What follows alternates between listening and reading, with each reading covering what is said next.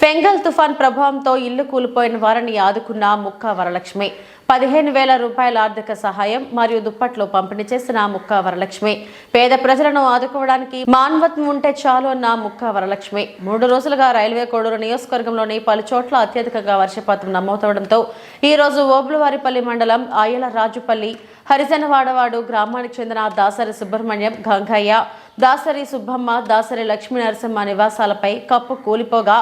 మరికొందరి ఇల్లు వర్షానికి గోడలు నాని ప్రమాదకరంగా ఉండడానికి గమనించిన గ్రామ ప్రజలు వెంటనే Annamayya urban development authority chairman మరియు రైల్వే కోడూరు నియోజకవర్గ TDP party incharge Shri Mukka Rupananda Reddy సతీమణి ముక్కా వరలక్ష్మికి తెలుపుగా స్పందించిన ముక్కా వరలక్ష్మి వెంటనే ఘటనా స్థలానికి చేరుకుని వారిని పరామర్శించి వారికి 15,000 రూపాయల ఆర్థిక సహాయం మరియు దుప్పట్లు పంపిణీ చేసి వారికి ఇల్లు మంజూరు చేపించాలని అధికారులను కోరడం జరిగింది. ఈ కార్యక్రమంలో గ్రామ ప్రజలు ఎన్డీఏ కూటమి నాయకులు పాల్గొన్నారు.